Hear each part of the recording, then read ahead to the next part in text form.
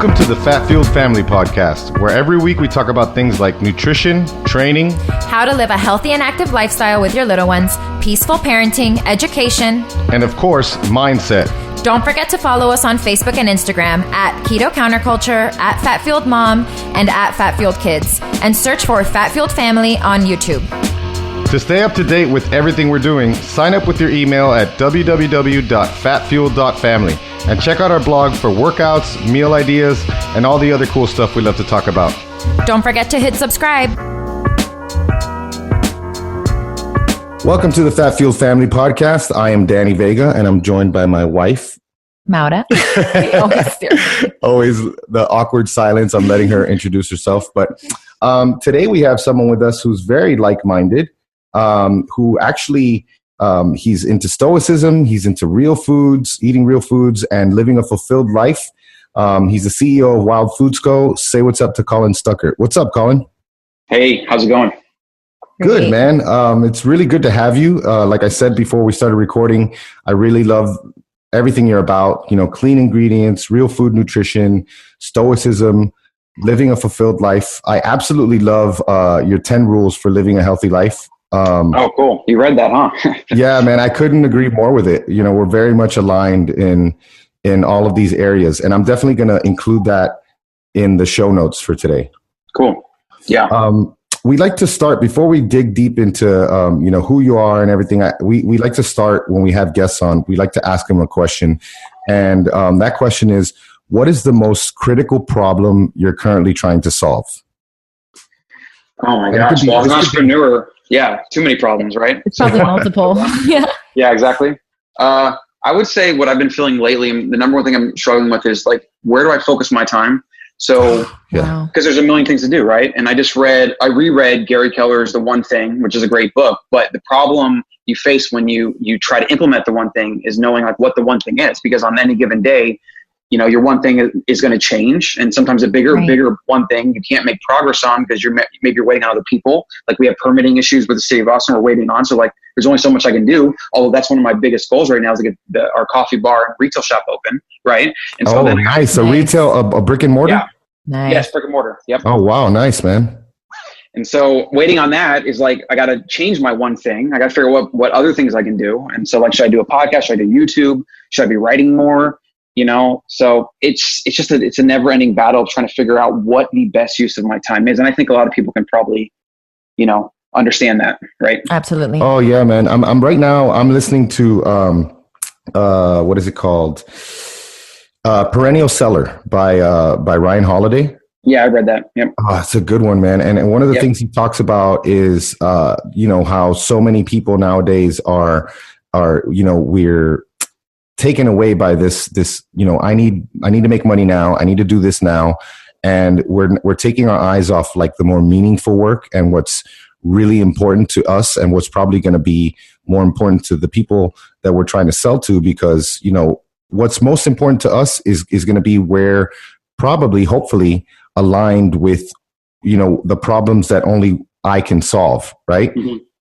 But if I'm spending too much time, you know, looking at, you know, what's the fad right now, what's the trend, and I'm trying to capitalize on that, I can't do that more meaningful, long lasting work. And so I think in your case, you made some good points about how, you know, if you can't get a permit and you hit a roadblock on something while that's going, that's where you have to that's a better place to be in than I think someone who may not even be aware and may not even be mindful of this and is trying to just do it all.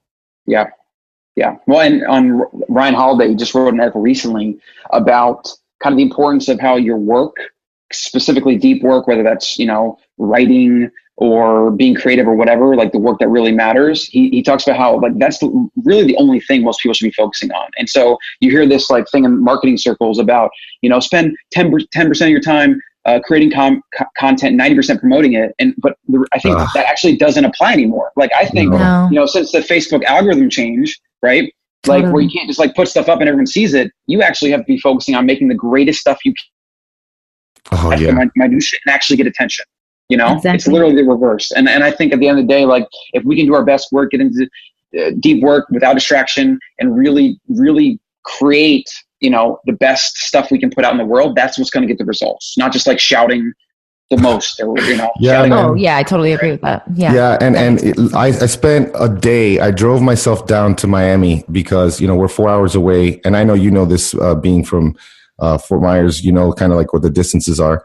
And I drove 4 hours down just to see my friend Jay Ferrugia because he's such a smart businessman and he's always helped me cut through BS. And he's like, all right, we catch up because we hadn't seen each other in years. And he's like, all right, let's get to the business stuff. He's like, he opens up my Instagram. He's like, he looks at my link tree. He's like, this is too much stuff going on.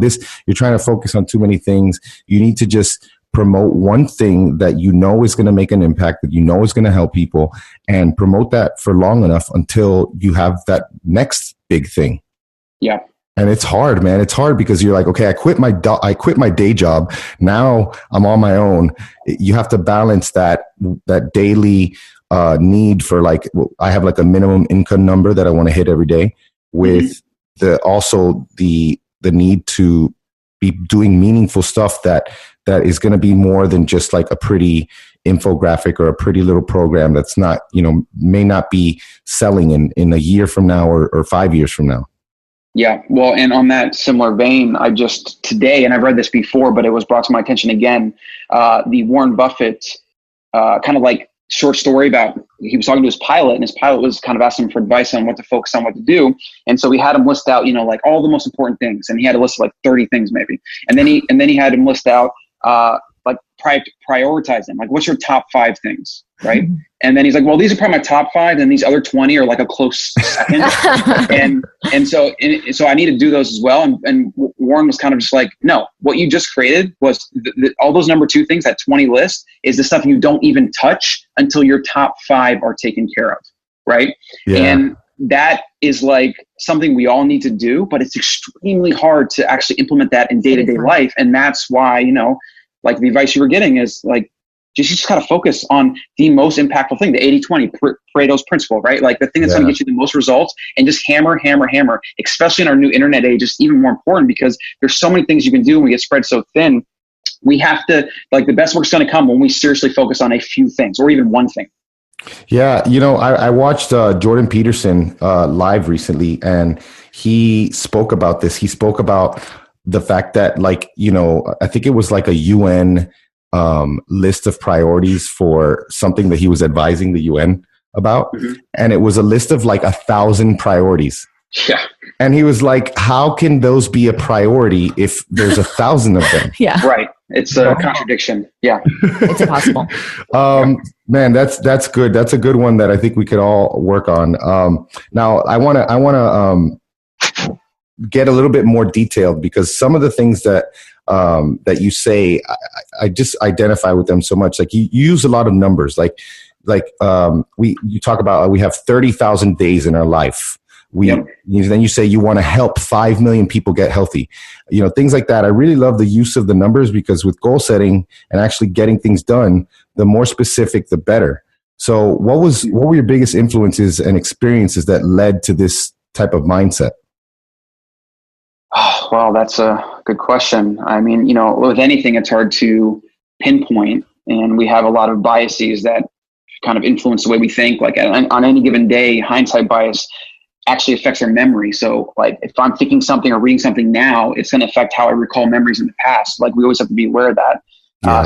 But the best way to answer that question is probably I read a lot, and about 2 years ago, I set the goal to read 100 books a year. And so, I'm spending like over $1,000 a year on Audibles easily. And wow. Me too, man. Which helps me do that. Right. Yep. So I think, and when you read a lot of nonfiction, they use statistics and numbers and whatever. And I'm not a huge numbers guy, but with any goal setting 101, they talk about how your goals need to be quantifiable. And I think for the human mind also to understand certain things, some things do better with numbers so that we can really kind of grasp them and understand them. Like, for example, the 5 million number. Well, as of 2018, we've reached 1 million customers with Wild Foods, right? So that's kind of like a milestone. And so that took 3 to 4 years. And then you have things like exponential growth. So maybe I'll reach 2 million even faster. But it gives me like maybe a 5-year window where I can really focus on a quantifiable metric to reach, which is basically going from 1 million to 5 million. And then from there, the reason I chose 5 million is because it's not like 100 million. It's not too far off, right? And I know I can achieve it. in a relatively, manageable period of time. But then when I reach that 5 million people, I think there'll be enough of the kind of like pay it forward, social proof, word of mouth that will then help spread kind of the ideas we talk about of helping people live better lives by paying attention to what they eat and just like living more in alignment with their genes. And so by targeting 5 million, I'm really kind of targeting like 100 million. Yeah, that's exactly. true. Oh, totally makes sense. Yeah, that totally makes sense. Well, let's back up a little bit and let's talk about what led to you becoming, Colin Stuckert, CEO of Wild Foods. It all started in Florida when I was a poker player, right? So when the professional poker playing craze was going on, I kind of fell into that. And I actually took a $7,000 college loan from Chase that I saw. I literally remember seeing a commercial for a college loan. I went and applied. I got $7,000 check and I literally deposited it into online poker, every penny. Wow. And then I ran that up to like 100,000 and I was like, oh wow, I'm a professional now. Right. And then, I have a lot of friends that are poker players and that still do it, but it is a hard way to make an easy living. And, I'm sure. Then I was like, this isn't sustainable. I want to do something bigger. Like I want to, maybe I can do a business or something. And so I somehow stumbled across doing a juice bar inside of an LA Fitness in Fort Myers. And that was my first business. And that kind of taught me a lot about people, employees, sales, management, all the different things you can learn from having to run a business. And so I did that for about 5-6 years. And then a year after opening that, I caught the CrossFit bug. And nice. Yeah, we did too. Yeah. And so I got my certification on the other coast in Fort Lauderdale. And I remember walking into the gym and it had, 20-foot ceilings. There's a warehouse and it was just open matting and like some barbells and stuff on the wall. And I'm just like thinking to myself, like, it was like magical, but it also wasn't too complex, or it didn't look like something I couldn't do. And I told myself I could do this. Yeah. And I just remember telling myself that, like, it just opened up my eyes to a completely different world. And then from there, we started a CrossFit gym with 2 friends of mine. We had MMA for a while, and then we kind of rode the CrossFit wave for a while when it was like getting really popular. And, hundreds of clients. We were the biggest gym in the area. And, and then eventually I got to the point where I was like, I need to do something bigger. I feel like I can't make enough of an impact having just a single gym in, Fort Myers, Florida. Yeah. Plus it's time intensive because you're always there and you can't, how do you scale up? Yeah. And you have to make all those people happy every single day. Right. Oh yeah. That is something I learned, and that's very hard to do if you understand humans and human nature in any capacity. Right. So I was like, I'm going to move to Austin or California or Colorado or something like that. I want to do something, maybe in tech, maybe something different, whatever. And I didn't really have the idea of doing food or supplements or anything like that. But at the time I was getting really heavily into cooking, and kind of through the pursuit of like being fit and getting abs and doing all that type of stuff, I made the connection to the quality of the food I ate and getting better results and feeling better in my life. And when I made that connection, it was like one of those light bulb moments. And then so I was like on a pursuit for getting like the best MCT I could get, the best whey protein I could get, the best cocoa I could get, like getting like organic, high quality, single origin. I went down that deep rabbit hole of kind of nutrition and ingredients. And I was like, I'm going to buy this stuff for myself, and then maybe people will be interested in it as well. And it kind of started with like buying 40-pound bags of grass-fed whey protein and having them delivered to my door, and then just like scooping into my protein shakes or whatever, and then saying, maybe I could repackage this and sell it on Amazon. And that's literally how it started. Like I would sell bags of 1.3 pound whey that I literally packed up in my apartment, and we grew it, one product at a time, all completely bootstrapped, no outside investment or anything like that. And I had a little bit of money from, my previous business or whatever that I was doing. And when I moved to Austin, kind of packed up my car, that's when it started to take off and became my full-time gig. And, the rest is kind of history since then. Wow. Yeah. Awesome. And you mentioned a lot of these things. It's obvious you're really interested in good ingredients and quality control. And I don't think I've even seen another website that has as extensive of an FAQ as yours. Like, is your stuff organic? Is it peanut free? Is it gluten free? You have a lot of, it's obvious that you're really focused on the quality of these things. So, why is that important? Why can't you just let me hit my macros, bro? Yeah, well, that's a deep, dark rabbit hole to go down. It is a rabbit hole. Right? And, right now the popular thing is keto, right? Yep. And I think, actually the primary point of keto, of kind of tracking carb intake and sugar intake, I think that is very important for sure. Like for human biology in general, the only culture we've studied, like the Catawbans, where they ate primarily sweet potatoes for the bulk of their diet, like they called it the Catawban paradox, because a lot of other cultures eat a lot less carbohydrates in general, and I think in general humans do better with less carbs because in nature there's less carbs available. That's just kind of like the basic premise to operate from. But the caveat there is, like, if you're eating real food, then and if you're like training a lot or doing these different things, there are times when carbs can be good for some people, or more carbs at time, like cycled, can provide certain metabolic advantages. Absolutely. Yeah, we agree. Like with everything, it's like what all this stuff, what it still comes down to, and this is what we harp on at Wild Foods, and it kind of answers your FAQ question. It's like, it's always about how the food is grown, how it is treated, how is it transported, and then the whole story of each ingredient before you put it in your mouth, because that is the primary mechanism that's going to drive how your body responds to it and just how well your genes do with the food you're eating on a regular basis. And so that's why everything for me is like quality first, and I call it real food, like capital R, capital F. And then everything from there is kind of person dependent based on what you want to optimize for. Yeah. And it's interesting because I've been reading about a lot lately, and I've been sharing with Mauda, the stuff that's going on in Hungary with like the Paleomedicina people. And they advocate for a Paleolithic ketogenic diet. And basically what it is it's paleo and keto, but like, you can't be paleo if you're having dairy, for instance. Mm-hmm. And they explain things like, okay, so for instance, with dairy, because they're treating gut issues, they're doctors. So they're mm-hmm. using this as a protocol. And they talk about, specifically, you mentioned sweet potatoes, and, they mention how, like sweet potatoes and things like that, that's actually a good thing, but they wouldn't recommend actual potatoes or nightshades. And yep. They also they talk about how dairy it can lead to kidney stones. So if people have kidney stones with the ketogenic diet, they may want to stay away from dairy because that's part of it. It also may increase like tumor growth or accelerate tumor growth.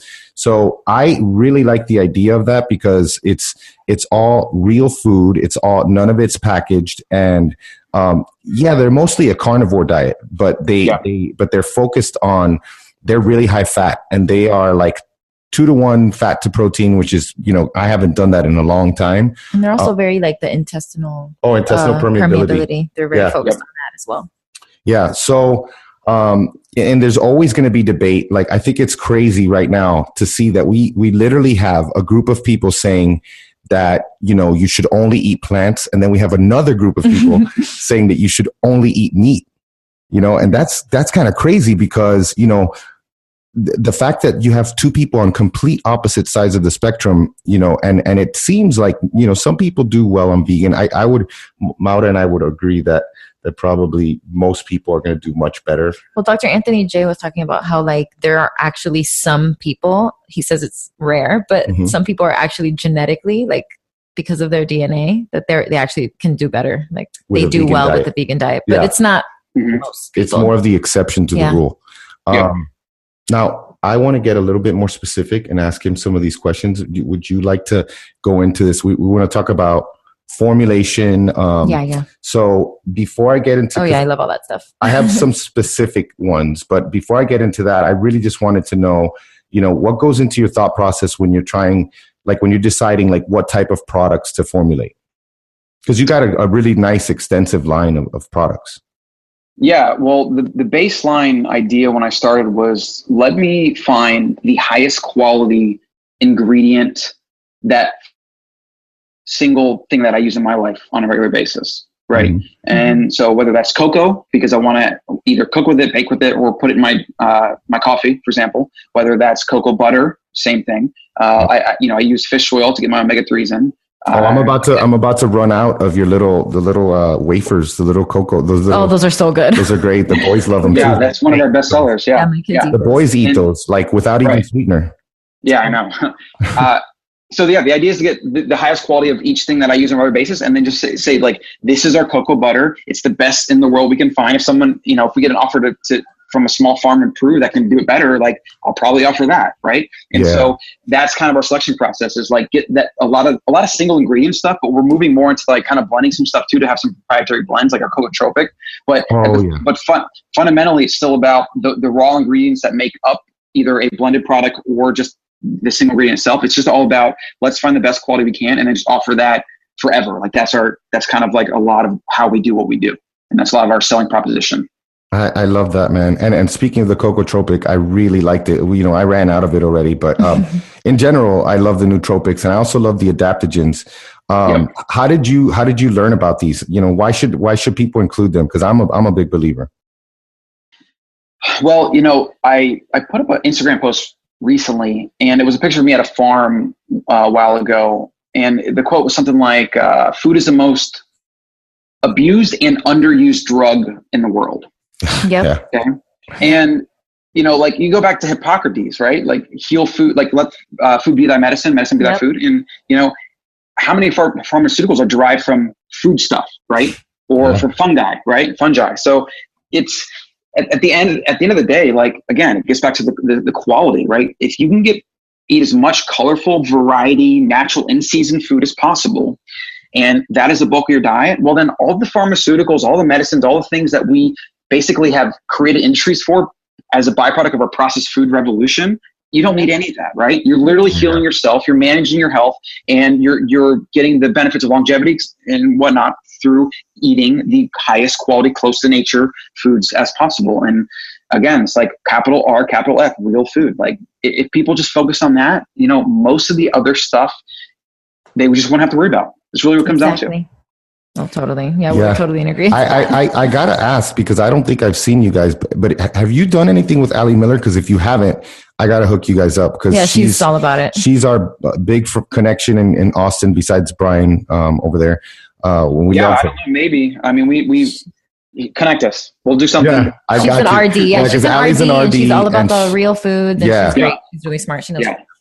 Cool. Okay, so in specific now, like with the Cocotropic, as I understand, the reishi is more useful at night, but because I think it does help with, it calms you down and everything. Mm-hmm. And then the lion's mane, which is, I don't think you have lion's mane in that, but I'm a big fan of lion's mane, and it may be better in the morning.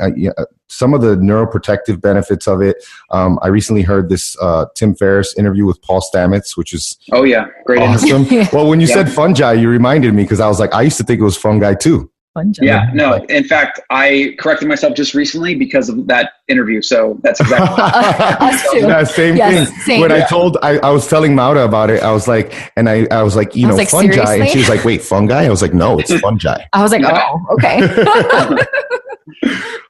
So like, you have the reishi in it, and I think you have the cocoa.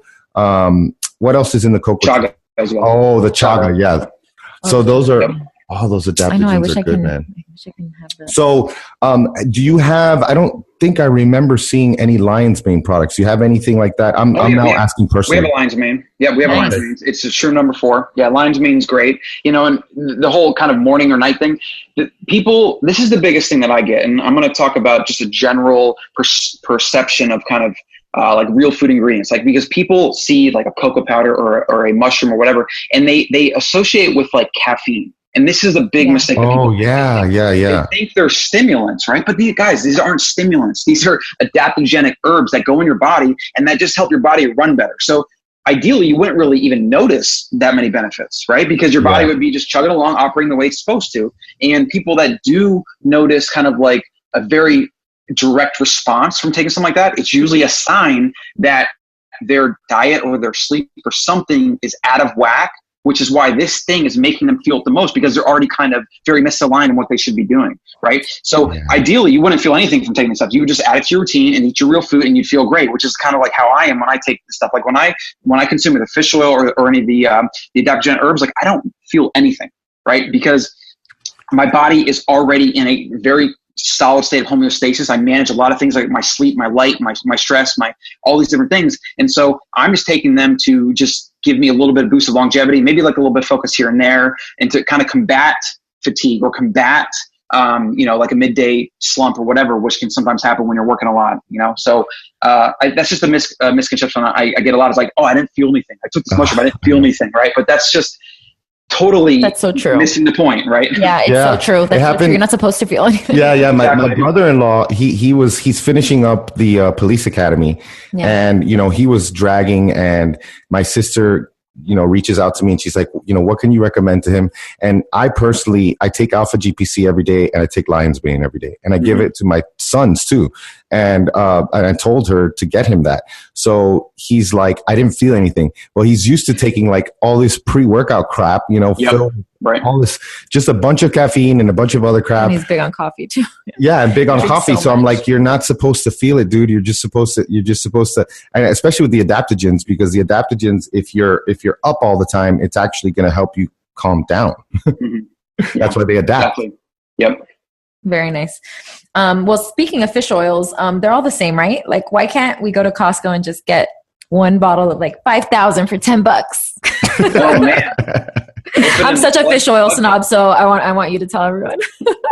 Well, not all fish oil is the same, but not all beef is the same, right? Not all chicken is the same. Not all fish is the same. Farm fish, wild caught, et cetera. And so there's a ton of variables. And then you get into things like sustainability, which most of the bulk made fish oil is from overfished populations that in 20 years, we may not even be able to get that fish oil anymore. Wow. Because they're going to be gone, right? And so that's a big deal. In fact, our wild fish oil is one of the only Friends of the Sea certified fish oils in the world for sustainability. Yeah, that's a really good, for anyone who doesn't know, Friends of the Sea is something that you wear as a badge of pride. I know that, Wild Planet, they're Friends of the Sea, and that's another wild company that has that certification. So yeah, it's between the quality of it. Is it rancid? Is it, what are the fish eating? Are they farmed fish? I mean, it's a lot of stuff. And I agree, man. It's people, they may even be better off not taking any fish oil if they're going to get the crappy fish oil. I agree, because a rancid omega-3 or fatty acid is not doing your bodies any favor. So you'd be better off without it. Yeah. Oh yeah. And that's what I tell people, like when they're like, oh, can I just get this fish oil? I'm like, no, sorry. I know. Just eat fish. You're exactly. Just eat raw fish. I know. And people want, so they want a quick solution and they want a cheap solution. And unfortunately, with a lot of these things, it's neither. Can't have both. And, I'll tell them, get this product. I recommend a good product, a good quality product, whatever it is. And then they come back at me and say, I just got this. Is that okay? And I say, no, it's not. I honestly think you should even throw it away. I think you should probably just say, hey, that was a $20 lesson. It was worth it. And now I'm learning to not get that again.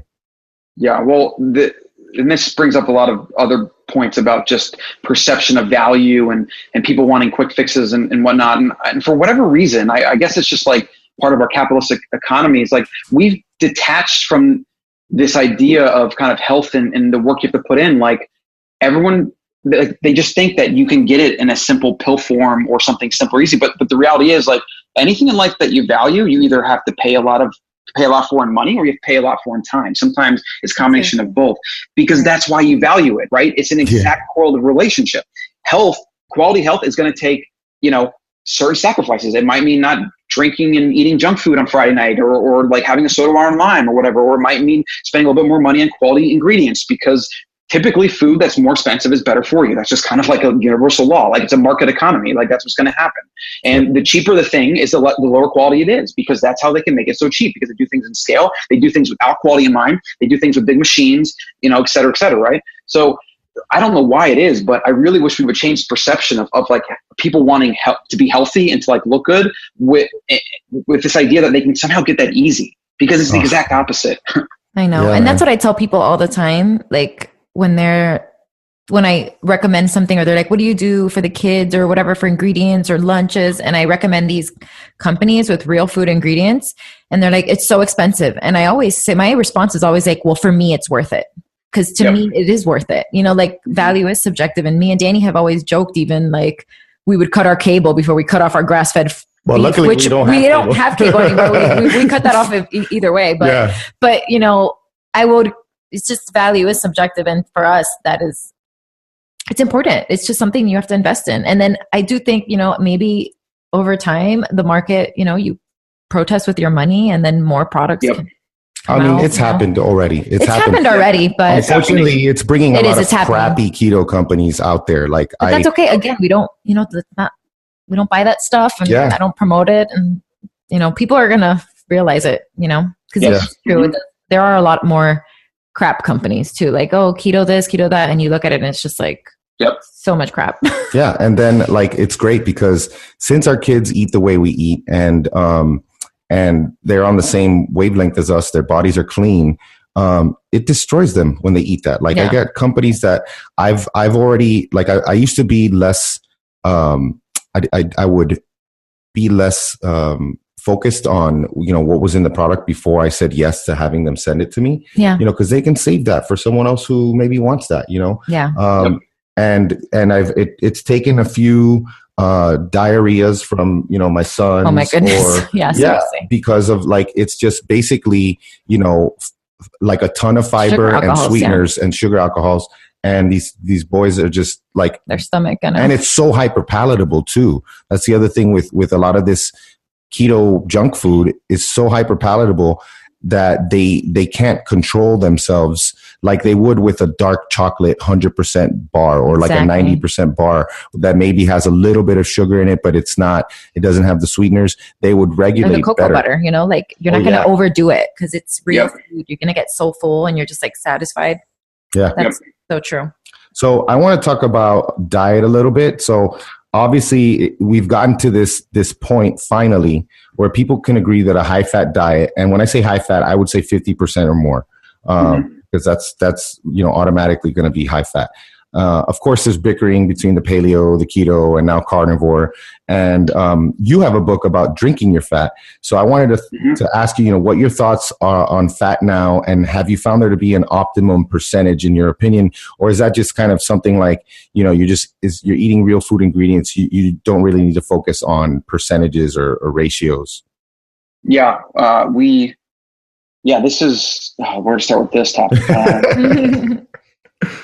Generally, our mission, my message, etc., is that you need to focus on real food, real ingredients, because then your body tends to take care of the rest. Now, if I had to actually track how much fat I'm eating, I don't think it's as high as 50%. Like I don't know. I eat a lot of fat, but I don't really pay attention to it. I kind of, if I want to eat some nuts or add this, whatever, like I cook all my food in grass-fed butter, like, and I'll use MCT oil. So like there's definitely fat in there, but I don't really measure it out or try to eat more fat. I just tend to eat like a serving size, like a handful size of protein. Like, most people can kind of modulate their protein intake pretty easily. And then I eat a handful or double handful size of vegetables, usually greens or broccoli or, all the good stuff. And then like maybe I'll have some nuts and seeds on the side, or maybe since I cooked my food in butter and MCT, like that's my fat. But I don't know. I don't really know the answer to that question. Like, I don't know that if I believe that our super high fat diet is really necessary unless you have a specific goal. Mm-hmm. I don't know. I think it's a good question. I think you have to test it. I totally agree. Yeah. Yeah. And I think this is one of the things that when you have your own podcast, and it's like me and my wife, because I have another podcast, The Ketogenic Athlete, and we're limited to keto, and that's fine, because our goal is to see how keto can affect performance in different sports and stuff, and that's great, Mm-hmm. But since this is our podcast and we can talk about whatever we want, we do like include, I'll give an example, like if someone's here talking about paleo and it's real food and they're not like, choking down on, like a bunch of paleo trash, just like the keto trash. Yeah. They're not having paleo, a bottle of honey agave a day. And, agave.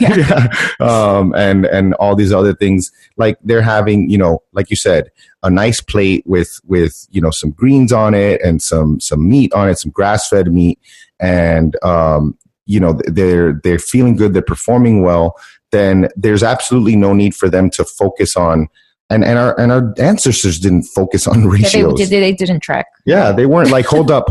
I need to put some, we just killed this animal. We need to add some butter to it. Yeah, no. It's not exactly necessary. And then, for me, what's been happening recently, we got a big old pork belly on Sunday because we had a visitor in town, and I smoked it. And now I've been eating pretty much nothing but pork belly because no one else is eating the pork belly in the house for the whole week. And I don't feel as good, and it's a really high fat meat. And I feel better if I eat some beef. I do really well with my favorite staples are beef, cabbage, and avocado. Like if I could just eat that every single day, I'm good. Yeah, those are good. And here's the thing, you could still be like in ketosis though, because we've dropped our fat even. Yep. I'm more intuitive, and I find that the fat depends on the day, how hungry I am.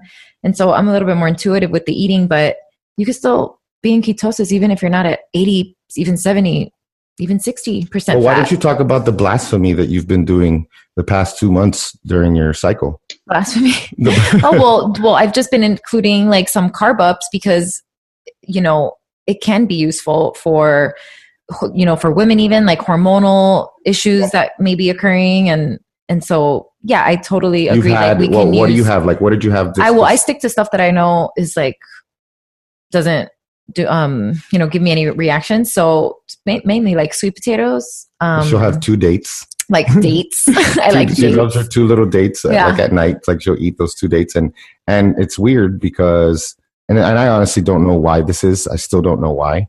I think maybe it could be because of, a ramp up in her BMR because of the carbohydrate.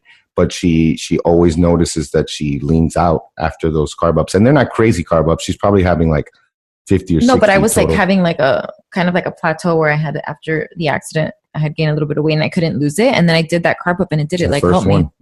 Yeah, I think leptin resistance, you can help refeeds help with that. There's another mechanism I forget, but what I ask myself in questions like when you're trying to figure things out, I always ask myself, okay, well, what would it look like 10,000 years ago for a hunter-gatherer, right?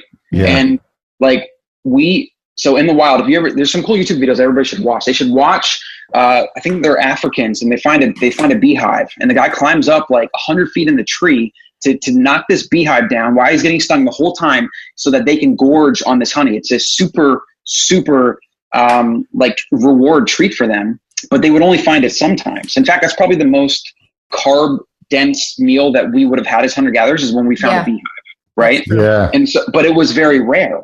Yeah, right. Exactly. And then if you take things like seasonality, well, fruit that's in season has a bunch of fructose in it. Mm-hmm. Now that's interesting. Fructose makes humans fat, right? It goes straight to the liver and it contributes like fatty liver and whatever. And it basically helps you gain fat. Well, that's interesting because the winter's going to come along and there's going to be almost no carbs in nature. There's going to be no fruit available. Yeah. And we're going to be a little bit fatter and thus more likely to survive as a result. Right. Yeah. Nice. And you have things like fasting. Fasting, I believe, is fundamental for every human being. Every human being needs to have some kind of fasting regimen because it's the most aligned with our genes and the way we would have eaten in nature. That's so true. And then when you guys were talking about ketosis, I was thinking like, and maybe you guys could answer this yourself personally. Like, why do you aim to be in ketosis? See, that's the thing. Like, I don't aim to be in it. I like how I feel the way I eat. So that's the first thing. Mm-hmm. And it just so happens that the way I eat, every time I test myself, I'm in ketosis. But if I wasn't in ketosis when I test myself, I wouldn't be like, oh no, my ketones, Which a lot of people do that. I know. Exactly. Yeah. And I'm asking them, why are you so obsessed with being in ketosis? Like, why? Like, answer your why. And then, if you have a strong why and you want to do that, then sure. But otherwise, like, a lot of people, they're just missing the forest for the trees, right? Or the trees for the forest or whatever it is. Like, people focus on the wrong things. Their macros or being ketosis all the time or like, oh, this is a good one. I love this. Is drinking butter coffee going to break my fast? Or is having this going to break my fast? Oh my goodness. Like, I know. I get so annoyed when I say those ridiculous questions. I'm just like, who cares? Yeah. And there's like these break your fast warriors, like social justice warriors that come out of the woodwork and want to say, that's going to break your fast. And I'm like, okay. Well, okay, so what? I'm okay with that. I'm not trying to stay in this crazy fasted state or whatever. Like maybe sometimes I am, but sometimes I'm not. And if I'm going to put some butter in my coffee in the morning and it helps me not eat food for 8 hours as I go throughout my day, then that's a mega win for me. And it's a mega win for most people, right? And whether or not it breaks your fast is not a big deal. Yeah, and I think like a lot of those people, the problem. The thing with the keto diet is that there's so many clinical applications, and because of that, and because of its origin, I think a lot of people confuse, a clinical ketogenic diet with, something that someone's trying to just take and do as a lifestyle. So you have people saying, don't eat too much protein. And then you have people that say, don't have coffee in the morning with fat in it. You'll break your fast. Well, that's probably the case if you have cancer or a neurodegenerative disease. But if you are just trying to keep your insulin levels low, there's actually research that shows that having caffeine and fat in a fast will not trigger insulin. It's very minimal. So compared to someone who's just having water. And so for that reason, I'm gonna have my coffee with my fat in it. Yeah, exactly. Well, and what the other metric that seems to never get included in these conversations is life enjoyment, which is a very important metric.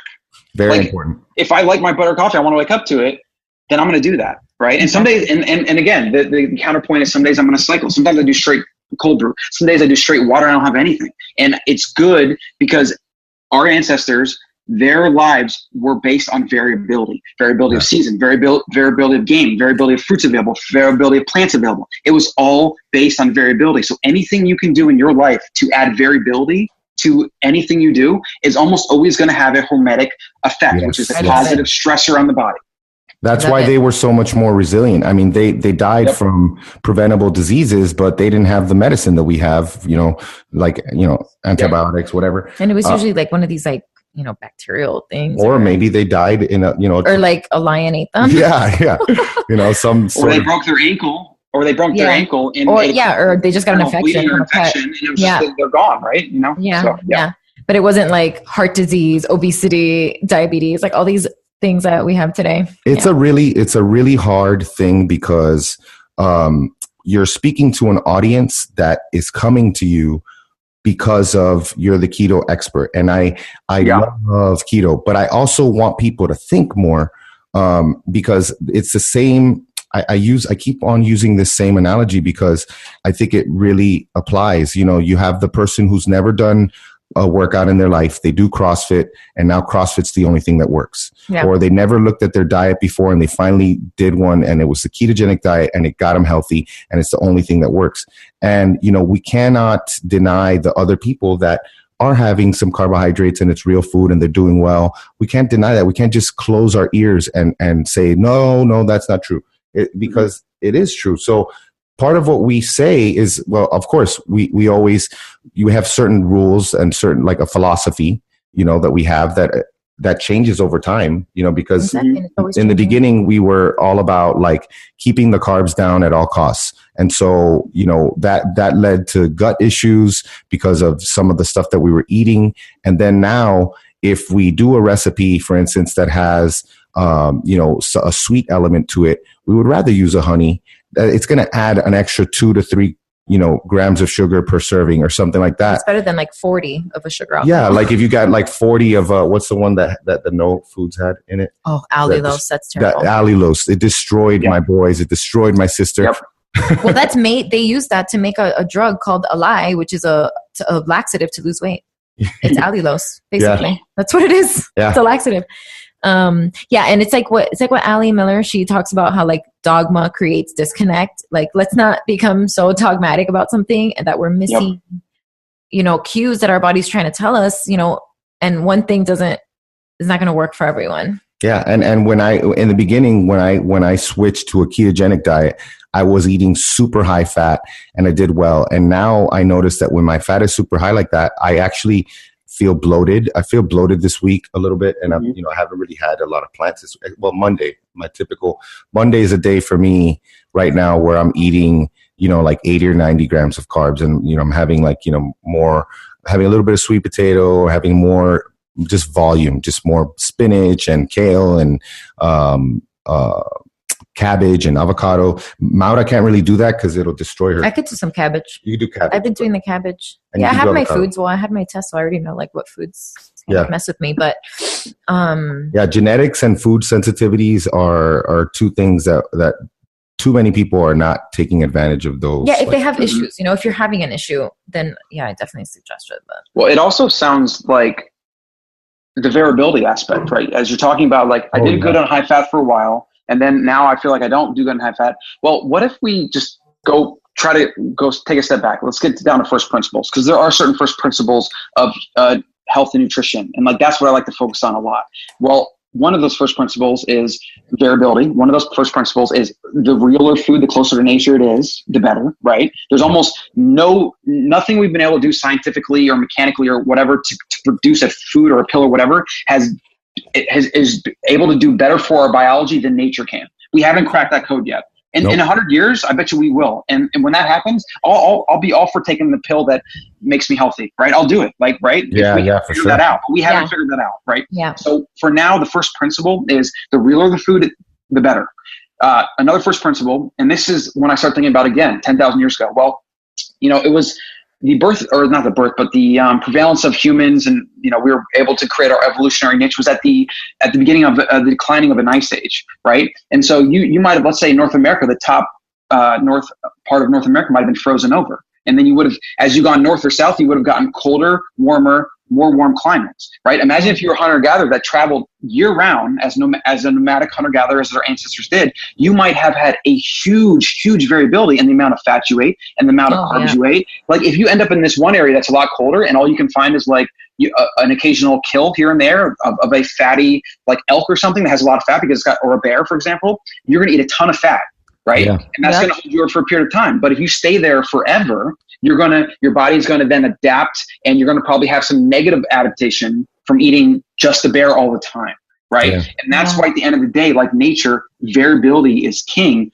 And I think at times, like, maybe we should gorge on honey every so often, right? And that might have some benefit. Maybe we should, which is why you have like cheat meals, refeeding, or whatever. And I think when people can kind of give themselves a break, when they can stop trying to put things in a simple, easy to understand black and white box, because nature is not simple or easy to understand, and it always is varied, and humans are no different. I think if you focus on the first principles of real food, of mixing things up, I'm not being too dogmatic, other than dogmatic about the first principles. Like I said, like real food's a first principle, variability is a first principle. How much you eat, how often, like, that's the problem with diets, is they try to make it simple for the everyman to understand, but the reality is that is only a base entry. And to get really good results on keto or real food or this or vegan or whatever, you have to optimize all the other variables, and then you have to continually be optimizing them for you and for the results that your body tells you as you do it. Man, that is so good. And you brought up something that, it's hard for the everyday Joe to understand this stuff. So I think part of it is that, people are trying to give them what they want by simplifying it, but I hear people all the time that I don't agree with them on this, but I agree with them on that. And I think we should all be able to just get over ourselves a little bit. I don't know why people get so, I don't know, like, I feel like nutrition is more divisive than religion. It's crazy. I know. Like, it's so people true. are seriously getting mad at what other people put in their bodies. Yeah. Yep. I mean, I get angry when I see like a company, doing the things that they do and using the loopholes to the way they communicate with the buyer, with the end user. And I get upset about that. But the person who's just trying to make their way through this world, and they don't know that this could be inflammatory or bad for them, that's not the person that we get angry at. We need to say, okay, you're making crappy stuff, so we're just not going to buy your stuff, and the market hopefully will adjust. I've seen the market adjust. Yep. Let's talk about training a little bit. So if I'm an everyday Joe who works hard, has a mortgage, has kids, wants to look and feel good, would you say, and now based on your last answer, I feel like I know where you're going to go with this, but would you say there's a type of training that's going to improve my health and help me to hit like all these different goals, as, a typical fast-paced world, person? Mm-hmm. Yep. So first thing is you have to deadlift and squat every week. That's like deadlift and squat, heavy, sometimes light, sometimes medium weight, sometimes just mix it up, right? And that's your base strength routine, right? And then obviously you can have bench and shoulder press and some of the other movements, but in general, bench deadlift and squat is going to be your 80-20 for weightlifting, right? Yeah. And then after that, like try to get outside and play a sport or do something that's kind of engaging and dynamic 1 to 2 times a week. And then to round it out, walk daily as much as you can, because our ancestors used to walk 13-15 miles a day. And walking can improve digestion. It can cure back pain. It just does everything. Right. And we don't do it enough because we have cars and trains and automobiles and all these things that move us around, and we're not moving as much as we used to. And we're seeing a lot of that negative effect from that, plus sitting. They're calling sitting the new smoking or whatever. And a lot of that's just lack of movement. And so that's what I would recommend people do as a baseline. Obviously, you can go higher if you're an athlete or if you're trying to optimize for things, but that is a baseline that every human should be doing. Yeah. And I think, who was it who was talking? Oh, there's a new term, and it's called athlete. I forget what it is, but it's basically a term that describes like an athlete. We're talking about high end athletes who train their butt off, for 2 hours a day, and then they sit on their butt the rest of the day, and they're getting bad health effects from it. And we mention this a lot because like people think athletes are not humans. And people forget that, they're still humans. So they are still susceptible to, insulin resistance. And how is it that I train, and I'm insulin resistant, I think the walking that you talk about, I have a friend. The walking is so underrated. That's what I tell people. I'm like, just walk. You'd be so surprised. In the afternoon after dinner with the boys. The boys ask us to go. We don't have jujitsu today. Yeah, we're going to go today for a walk. And the weather's when the weather's hot, we go for a night swim. When the weather's cold, or nice, we go for a walk. Just moving. And I think that's part of like, you have some people saying, no, eat less, move more. That's not true. Well, it's not totally true if it's the only thing you're advocating for, and you're saying eat less and eat a bunch of grains and then work your butt off. No, you're not going to do well. But if you are moving, not only do you feel better, but you have a lot more leeway for the food you can eat. Yes.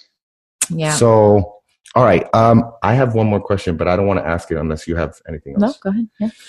All right. So we kind of touched on this at the beginning.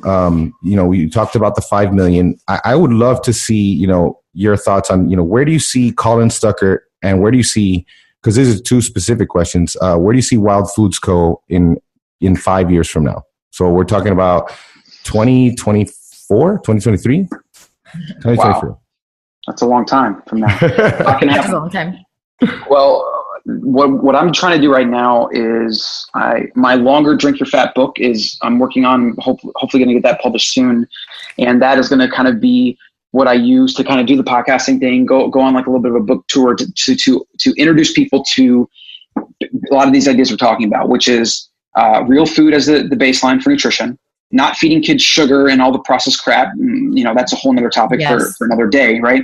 And just saving as many people from a devolved fate of modern society by just introducing them to some ideas that are like, hey, just eat food that goes bad and like cook at home as much as you can. Yes. Skip meals when you're not hungry, instead of like convincing yourself you got to eat to stoke your metabolism or any crap like that. And just like, don't be so hard on yourself, and just, live optimally in accordance with your genes.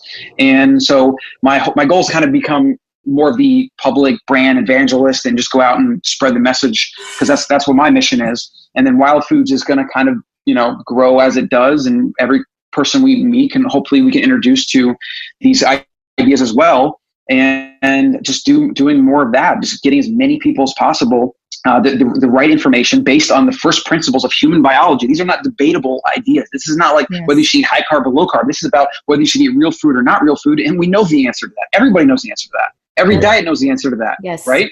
And when we can get more people doing that, we're going to change industry. We're going to change our individual health and the health of our family. And then by extension, we're going to change the health of people around us, because humans are just byproducts of their environment. And that's how I'm going to put my dent in the universe. I love it. I love it, man. Well, before we let you go, I just wanted to give you a chance to share anything that you're working on right now. And then of course, share with our listeners, where can they find you, everywhere online? So you can follow me on Instagram. That's my most active channel. It's at Colin Stuckert, ColinStuckert. And then you can follow us, Wild Foods at Wild Foods Co. And then, if you're interested in learning more about us or our products, go to wildfoods.co. And then you can actually use code WILDCEO for 12% off your entire order. And if you have any questions or comments, send me a DM, send me an email. I'm not on Twitter, so don't try that. And just, I'd love to chat. I'm here to help people with these ideas in their own life. And then I want them to then pay it forward and help people around them. Love it, man. That's awesome. And we'll put all that in the show notes. So we're definitely going to want easy access. before we after we stop recording and before we hang up with you, we definitely want to see if you can send us that Warren Buffett article and then that African and the YouTube videos. Yeah, I really want to see those that. YouTube We're going to watch videos. it with the boys for sure. Okay, honey, Africa. I know. I wrote like honey, Africa, bees. Yeah, and the Warren Buffett article. I'm sure if I put that in YouTube, it would probably come out. Yeah. Yeah. Well, thanks a lot, man. Can you stay with us for a few minutes after we stop recording? Yeah. Well, what I'd like to do before we sign off, though, is I'd like to give your audience, and I want to give an ask or a challenge to them. I always like to absolutely end on something. I would say, let me see, what can we do? I would say, go to your pantry today and find like at least one thing that you can throw away, like one thing that's got grains in it, sugar in it, whatever, and just throw it in the trash. Take your time, think about what you're doing. Don't do it mindlessly. Like, think, I'm taking this thing that's not good for me and I'm going to put it in the trash so that I don't eat it, so that my kids don't eat it, so that whatever, right? And just do that, and just see how you feel. I'm going to add to that challenge. That. When you do it, I would like a video or tag us, a picture and tag all of us. Tag us and all. Tag Colin and tag Wild Foods. Yes, tag Wild Foods if you do that. Because I would like to see more of that. We did a lot of that when we got rid of plastics. We were just showing people, we had a bunch of people throwing their plastic in the recycling and replacing it because of all the estrogenic effects and all the terrible hormonal things and how it's destroying our environment. So I really like that. So if you guys do that, one thing, either take a picture of it or video and then tag Colin Stuckert, tag Wild Foods Co., and tag us. Yeah. Or donate it. You can donate it too. That works. Like, get a bag and donate it to the local Donate it. Yeah. Sure. There you go. Awesome. Awesome. Thanks a lot, man. Thank you so much. Yeah, this is fun. Appreciate it, guys.